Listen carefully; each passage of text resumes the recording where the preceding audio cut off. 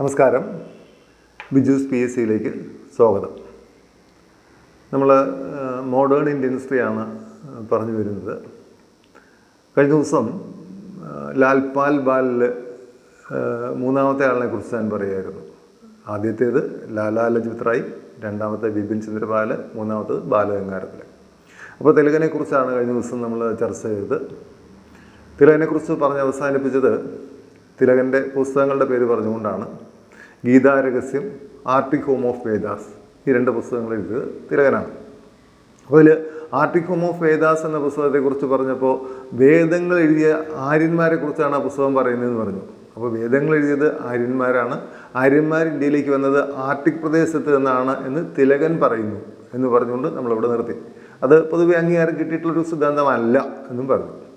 അപ്പോൾ ആര്യന്മാർ ഇന്ത്യയിലേക്ക് വന്നതിനെക്കുറിച്ച് ഏറ്റവും അംഗീകാരം കിട്ടിയിട്ടുള്ള സിദ്ധാന്തം ഏതാ? അത് മധ്യേഷ്യൻ സിദ്ധാന്തമാണ്, സെൻട്രൽ ഏഷ്യൻ സിദ്ധാന്തം. ആര്യന്മാർ മധ്യേഷ്യയിൽ നിന്ന് ഇന്ത്യയിലേക്ക് വന്നു എന്ന് പറയുന്നു.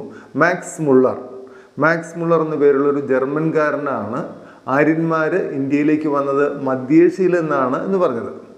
ഇനി മറ്റൊരു തിയറിയുണ്ട്, ഇന്ത്യൻ തിയറി. ആര്യന്മാർ ഒരിടത്തു നിന്നും വന്നവരല്ല, ഇന്ത്യയിൽ തന്നെ ഉണ്ടായ ഒരു വിഭാഗം ആൾക്കാരാണ് ആര്യന്മാരെന്ന് പറയുന്ന ഒരു സിദ്ധാന്തം, ഇന്ത്യൻ തിയറി. അത് AC ദാസ് എന്ന് പറയുന്ന ആൾ ആവിഷ്കരിച്ച ഇന്ത്യൻ സിദ്ധാന്തം. സപ്തസിന്ധു പ്രദേശത്തുണ്ടായ ഒരു വിഭാഗം ആൾക്കാരാണ് ആര്യന്മാരെന്ന് പറയുന്നത്. അതുകൊണ്ട് തന്നെ ആ സിദ്ധാന്തം സപ്തസിന്ധു സിദ്ധാന്തം എന്നും പറയുന്നു. സിന്ധു നദിയും അതിൻ്റെ 5 പോഷക നദികളും ഭൂമിയുടെ അടിയിലൂടെ ഇപ്പോഴും ഒഴുകുന്നു എന്ന് സങ്കല്പിക്കുന്ന സരസ്വതി നദി, അതാണ് 7 സപ്തസിന്ധു ആയത് അങ്ങനെയാണ്.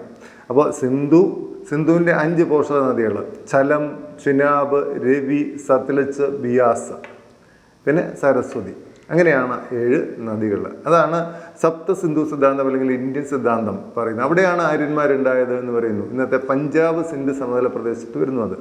പഞ്ചാബ് സിന്ധ് സമതല പ്രദേശം അവിടെ ഉണ്ടായവരാണ് ആര്യന്മാരെന്ന് പറയുന്ന സിദ്ധാന്തമാണ് ഇന്ത്യൻ സിദ്ധാന്തം. ഇനി ഒരെണ്ണം കൂടി ഉണ്ടെന്ന് ഞാൻ പറഞ്ഞു, കഴിഞ്ഞ ദിവസം പറഞ്ഞതാണത് അല്ലേ. നമ്മൾ ഇനി പറയുന്ന ഒരെണ്ണം എന്ന് പറഞ്ഞാൽ ടിബറ്റൻ തിയറി. ആര്യന്മാർ ഇന്ത്യയിലേക്ക് വന്നത് ടിബറ്റൻ പ്രദേശത്താണ് നിന്നാണ് എന്ന് പറയുന്നു, ടിബറ്റൻ സിദ്ധാന്തം. അപ്പോൾ ടിബറ്റൻ സിദ്ധാന്തത്തിൻ്റെ ഉപജ്ഞാതാവ് എന്ന് പറയുന്നത് സ്വാമി ദയാനന്ദ സരസ്വതിയാണ് ടിബറ്റൻ സിദ്ധാന്തത്തിൻ്റെ ഉപജ്ഞാതാവ്. അപ്പം അദ്ദേഹം ഈ ആര്യന്മാരെ വളരെയധികം ഇഷ്ടപ്പെട്ടിരുന്ന ഒരാളാണ്. അദ്ദേഹത്തിൻ്റെ അഭിപ്രായത്തിൽ ആര്യന്മാർ ഇന്ത്യയിലേക്ക് വന്നത് ടിബറ്റിൽ നിന്നാണ് എന്ന് ഞാൻ പറഞ്ഞു അല്ലേ. അപ്പോൾ ആര്യന്മാർ ഇന്ത്യയിലേക്ക് വന്നിട്ടാണല്ലോ വേദങ്ങളൊക്കെ എഴുതിയത്.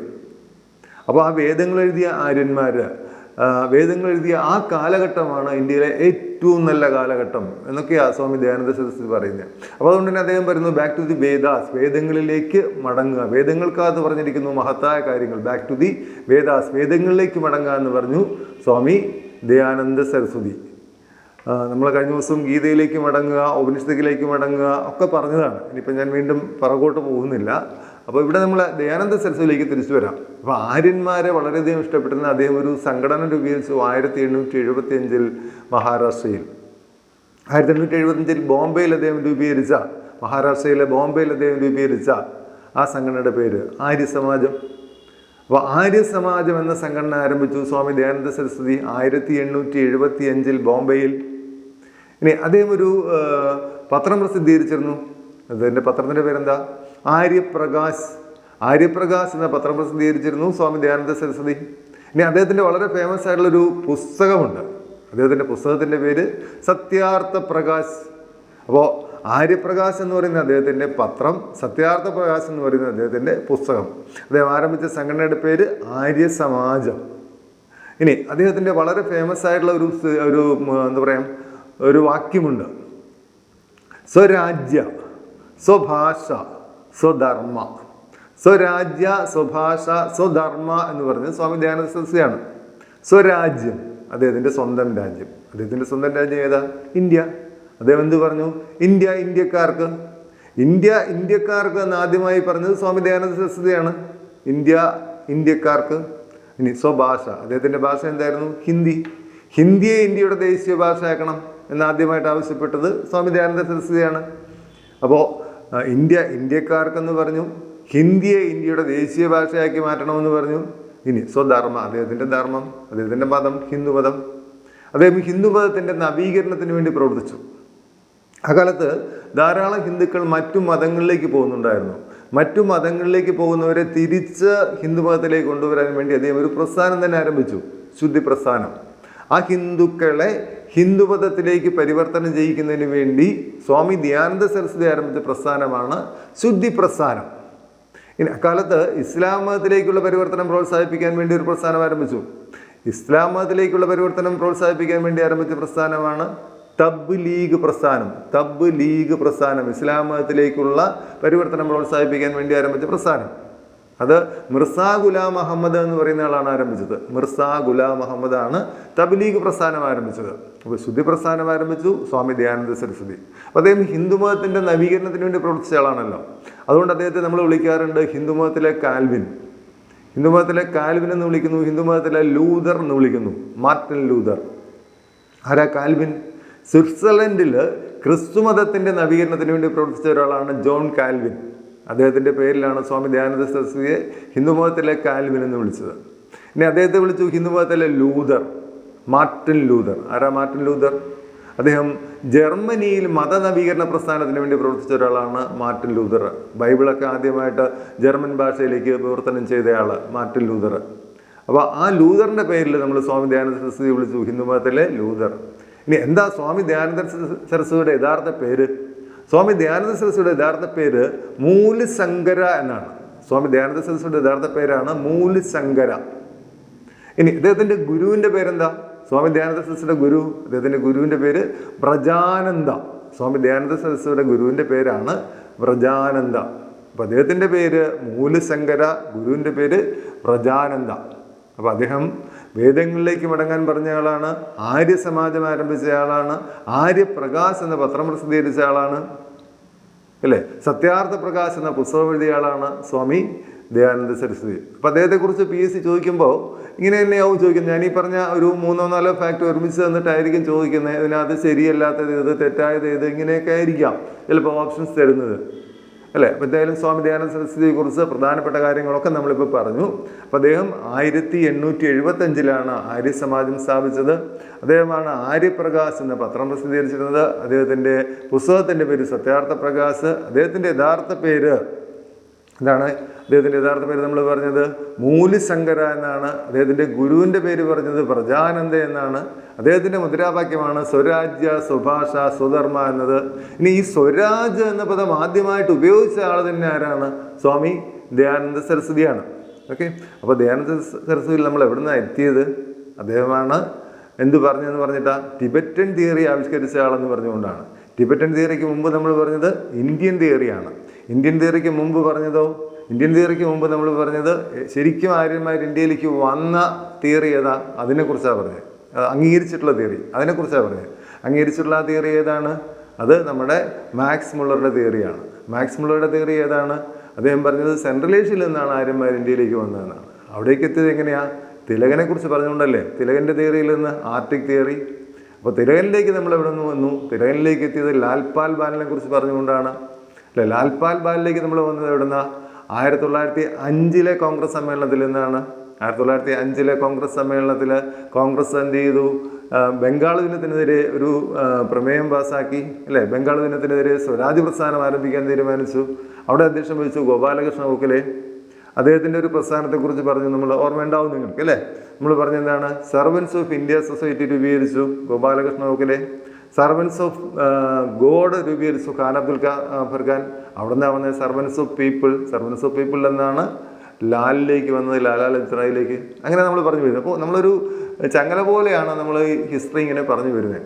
അപ്പോൾ അത് നിങ്ങൾക്ക് തീർച്ചയായിട്ടും പ്രയോജനം ചെയ്യും.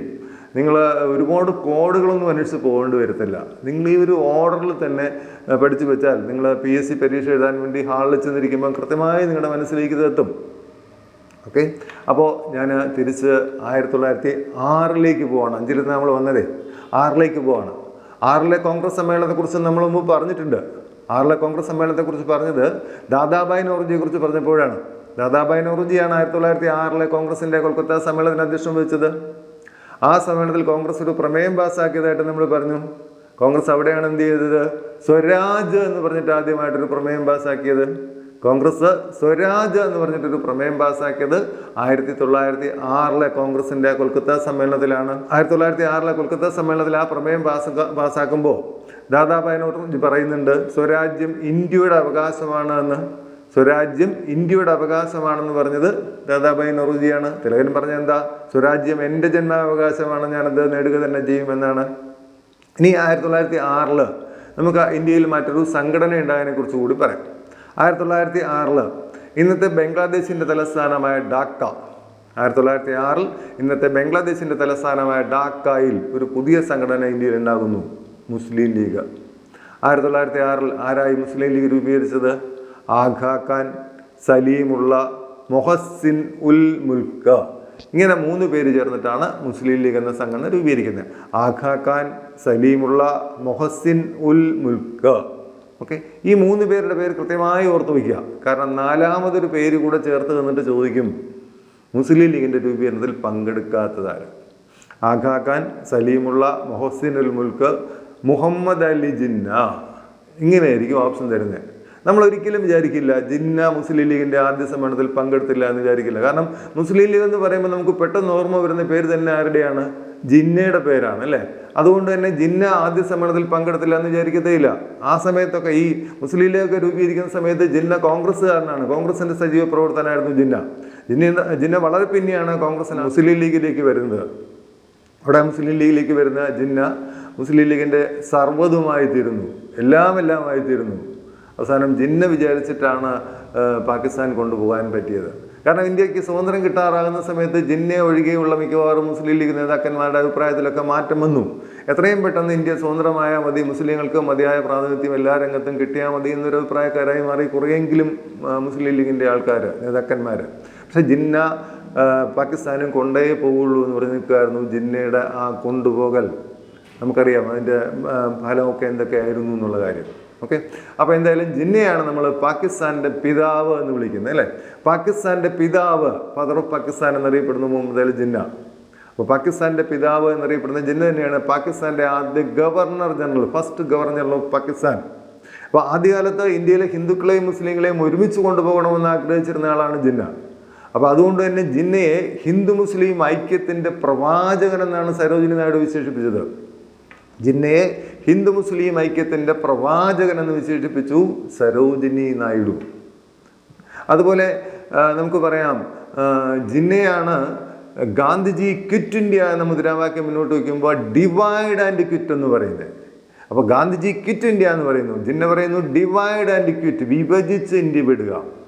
ഇനി അതുപോലെ 1940 മുസ്ലിം ലീഗിൻ്റെ ലാഹോർ സമ്മേളനം, 1940 മുസ്ലിം ലീഗിൻ്റെ ലാഹോർ സമ്മേളനം. ആ സമ്മേളനത്തിൽ ജിന്നയാണ് ദ്വിരാഷ്ട്രവാദ സിദ്ധാന്തം അവതരിപ്പിക്കുന്നത്. 2 നേഷൻ തിയറി, ദ്വിരാഷ്ട്രവാദ സിദ്ധാന്തം അവതരിപ്പിക്കുന്നു മുഹമ്മദ് അലി ജിന്ന, ദ്വിരാഷ്ട്രവാദ സിദ്ധാന്തം. ആ സമ്മേളനത്തിൽ തന്നെയാണ് ഫസുൽ ഹക്ക് എന്ന് പറയുന്ന ആള് പാകിസ്ഥാൻ എന്ന പ്രമേയം അവതരിപ്പിക്കുന്നത്. അപ്പോൾ പാകിസ്ഥാൻ എന്ന പ്രമേയം അവതരിപ്പിച്ചത് ഫസുൽ ഹക്കാണ്, പാകിസ്ഥാൻ എന്ന പ്രമേയം. ഇനി ആരായി പാകിസ്ഥാൻ എന്ന വാക്ക് സംഭാവന നൽകിയത്? പാകിസ്ഥാൻ എന്ന വാക്ക് സംഭാവന നൽകിയത് നമ്മുടെ ചൗധരി റഹ്മത്ത് അലി എന്ന് പറയുന്ന ആളാണ്. പാകിസ്ഥാൻ എന്ന വാക്ക് സംഭാവന നൽകി ചൗധരി റഹ്മത്ത് അലി. അപ്പോൾ റഹ്മത്ത് അലി എന്ന് പറയുന്ന കേംബ്രിഡ്ജ് സർവകലാശാലയിലെ വിദ്യാർത്ഥിയായിരുന്ന ഒരാൾ. ഇയാൾ 1930കളിൽ ജിന്നയോട് മുസ്ലിങ്ങൾക്ക് പ്രത്യേകിച്ചൊരു രാജ്യം വേണം, അതിന് പാകിസ്ഥാൻ എന്ന പേര് കൊടുക്കണമെന്നൊക്കെ പറയുമ്പോൾ ഇത് ഒരു വിദ്യാർത്ഥിയുടെ നടക്കാത്ത സ്വപ്നമാണെന്ന് പറഞ്ഞ് അയാൾ ജിന്നെ കളിയാക്കി എന്നാണ് പറയുന്നത്. ആ ജിന്നയാണ് പിന്നീട് പാകിസ്ഥാനെ കൊണ്ട് പോയത് അല്ലേ. അപ്പോൾ എന്തായാലും റഹ്മത്ത് അലിയുടെ മനസ്സിൽ ചില ഏതൊക്കെ സ്ഥലങ്ങൾ ചേർത്തിട്ടാണ് പാകിസ്ഥാൻ രൂപീകരിക്കണമെന്നുണ്ടായിരുന്നു. ആ സ്ഥലങ്ങളുടെ ആദ്യാക്ഷരങ്ങൾ ചേർത്തിട്ടാണ് അയാൾ പാകിസ്ഥാൻ എന്ന പേരുണ്ടാക്കിയെടുക്കുന്നത്. പാകിസ്ഥാൻ പുണ്യഭൂമി എന്ന അർത്ഥത്തിലാണ് അയാൾ ആ പേര് കൊടുക്കുന്നത്. പഞ്ചാബിൻ്റെ പി, ഇന്ത്യയുടെ വടക്ക് പടിഞ്ഞാറൻ അതിർത്തി പ്രദേശത്തിന് അയാളൊരു പേര് കൊടുത്തു അഫ്ഗാനിയ, അഫ്ഗാനിയയുടെ എ, കാശ്മീരിൻ്റെ കെ, സിന്ധിൻ്റെ എസ്, ബലൂചിസ്ഥാൻ്റെ സ്ഥാൻ, അവസാന ഭാഗം. അപ്പോൾ അങ്ങനെയാണ് പാകിസ്ഥാൻ വരുന്നത്. പാകിസ്ഥാനായിരുന്നില്ല, പാകിസ്ഥാനായിരുന്നു. അപ്പോൾ പാകിസ്ഥാൻ എന്ന പേര് കൊടുക്കുന്നത് അങ്ങനെയാണ് റഹ്മത്ത് അലി. അപ്പോൾ റഹ്മത്ത് അലിയാണ് പാകിസ്ഥാൻ എന്ന വാക്ക് സംഭാവന നൽകിയത്. ഇനി പാകിസ്ഥാൻ എന്ന ആശയത്തിൻ്റെ പിതാവ് അത് സർ മുഹമ്മദ് ഇക്ബാലാണ്. പാകിസ്ഥാൻ എന്ന ആശയത്തിൻ്റെ പിതാവാണ് സാരേ ജഹാൻ സെ അച്ഛാ എഴുതിയ സർ മുഹമ്മദ് ഇക്ബാൽ. ഇനി എന്തുകൊണ്ട് അദ്ദേഹത്തിന് അങ്ങനെ പറയുന്നു? 1930 മുസ്ലിം ലീഗിൻ്റെ അഹമ്മദാബാദ് സമ്മേളനത്തിൽ 1930 മുസ്ലിം ലീഗിൻ്റെ അഹമ്മദാബാദ് സമ്മേളനത്തിൽ ഇന്ത്യയിലെ മുസ്ലിങ്ങൾക്ക് ഇന്ത്യയുടെ വടക്കുപടിഞ്ഞാറ് ഭാഗത്തായിട്ട് പ്രത്യേകിച്ചൊരു പ്രോവിൻസ് വേണം, ഒരു പ്രവിശ്യ വേണമെന്ന് പറഞ്ഞിട്ട് മുസ്ലിം ലീഗ് ഒരു പ്രമേയം പാസ്സാക്കുന്നു. അപ്പോൾ ആ സമ്മേളനത്തിൽ അധ്യക്ഷം വഹിക്കുകയും ആ പ്രമേയം അവിടെ പാസ്സാക്കിയെടുക്കുന്നതിൽ പ്രധാന പങ്ക് വഹിക്കുകയും ചെയ്തത് സർ മുഹമ്മദ് ഇക്ബാലാണ്. അപ്പോൾ അദ്ദേഹത്തിന് അതുകൊണ്ടാണ് നമ്മൾ പാകിസ്ഥാൻ എന്ന ആശയത്തിൻ്റെ പിതാവെന്ന് പറയുന്നത്. അപ്പോൾ പാകിസ്ഥാൻ്റെ പിതാവ് മുഹമ്മദ് അലി ജിന്ന, പാകിസ്ഥാൻ എന്ന ആശയത്തിൻ്റെ പിതാവ് സർ മുഹമ്മദ് ഇക്ബാൽ, പാകിസ്ഥാൻ എന്ന പ്രമേയം അവതരിപ്പിച്ചത് ഫസുൽ ഹക്ക്, പാകിസ്ഥാൻ എന്ന വാക്ക് സംഭാവന നൽകിയത് ചൗധരി റഹ്മത്ത് അലി. പാകിസ്ഥാൻ്റെ ആദ്യ ഗവർണർ ജനറൽ നമ്മൾ ജിന്നയെ പറഞ്ഞല്ലോ. ഇനി ആരാ പാകിസ്ഥാൻ്റെ ആദ്യ പ്രധാനമന്ത്രി? പാകിസ്ഥാൻ്റെ ആദ്യ പ്രധാനമന്ത്രി എന്ന് പറയുന്നത് ലിയാഖത്ത് അലി ഖാനാണ്. പാകിസ്ഥാൻ്റെ ആദ്യ പ്രധാനമന്ത്രിയാണ് ലിയാഖത്ത് അലി ഖാൻ. ഇനി ആരാ പാകിസ്ഥാൻ്റെ ആദ്യ പ്രസിഡന്റ്? പാകിസ്ഥാൻ്റെ ആദ്യ പ്രസിഡന്റ് ഇസ്കന്ദർ മിർസയാണ്. അപ്പോൾ പാകിസ്ഥാൻ്റെ ആദ്യ പ്രസിഡന്റ് ഇസ്കന്ദർ മിർസ, ആദ്യ പ്രധാനമന്ത്രി ലിയാഖത്ത് അലി ഖാൻ, ആദ്യ ഗവർണർ ജനറൽ മുഹമ്മദ് അലി ജിന്ന. ഇതെല്ലാം പാകിസ്ഥാനുമായി ബന്ധപ്പെട്ട. ഇനി പാകിസ്ഥാൻ നേടിയെടുക്കാൻ വേണ്ടി മുസ്ലിം ലീഗ് പ്രത്യക്ഷ സമരദിനമായിട്ടൊരു ദിവസത്തെ തിരഞ്ഞെടുത്തു. പ്രത്യക്ഷ സമരദിനം, ഡയറക്റ്റ് ആക്ഷൻ ഡേ. അത് 1946 ആഗസ്റ്റ് 16, 1946 ആഗസ്റ്റ് 16. 1946 ആഗസ്റ്റ് 16 മുസ്ലിം ലീഗ് പ്രത്യക്ഷ സമരദിനമായി തിരഞ്ഞെടുത്തത്, ഡയറക്റ്റ് ആക്ഷൻ ഡേ ആയിട്ട് തിരഞ്ഞെടുത്തത്. എന്തായാലും അങ്ങനെ മുസ്ലിം ലീഗിൻ്റെ ഡയറക്റ്റ് ആക്ഷൻ ഡേ തുടർന്ന് അവസാനം മുസ്ലിങ്ങൾക്ക് പ്രത്യേകിച്ച് രാജ്യം അനുവദിക്കാൻ ബ്രിട്ടീഷുകാർ തീർച്ചപ്പെടുത്തി. അങ്ങനെയാണ് 1947 ആഗസ്റ്റ് 14 പാകിസ്ഥാൻ ഒരു സ്വതന്ത്ര രാജ്യമായി മാറുന്നത്. ഓക്കെ, അപ്പോൾ പാകിസ്ഥാനിലേക്ക് വന്നെത്തിയത് നമ്മൾ മുസ്ലിം ലീഗിൻ്റെ രൂപീകരണത്തെക്കുറിച്ച് പറഞ്ഞുകൊണ്ടാണ്. മുസ്ലിം ലീഗ് രൂപീകരിച്ചത് 1906 ഇന്നത്തെ ബംഗ്ലാദേശിൻ്റെ തലസ്ഥാനമായ ഢാക്കയിൽ വെച്ചാണ്. അപ്പോൾ നമ്മളിന്ന് 1906 മുസ്ലിം ലീഗിൻ്റെ രൂപീകരണം വരെയുള്ള ഭാഗമാണ് പറഞ്ഞത്. അപ്പോൾ അടുത്ത ക്ലാസ്സിൽ നമുക്ക് 1907 തൊട്ട് ഉള്ള ഭാഗം തുടരാം. അപ്പോൾ നിങ്ങൾക്ക് എൻ്റെ ഈ ക്ലാസ് ഇഷ്ടപ്പെട്ടുവെങ്കിൽ നിങ്ങൾ എൻ്റെ ഈ ചാനൽ സബ്സ്ക്രൈബ് ചെയ്യുക, നിങ്ങൾ ആ ബെൽ ബട്ടൺ അമർത്തുക. ഓക്കെ.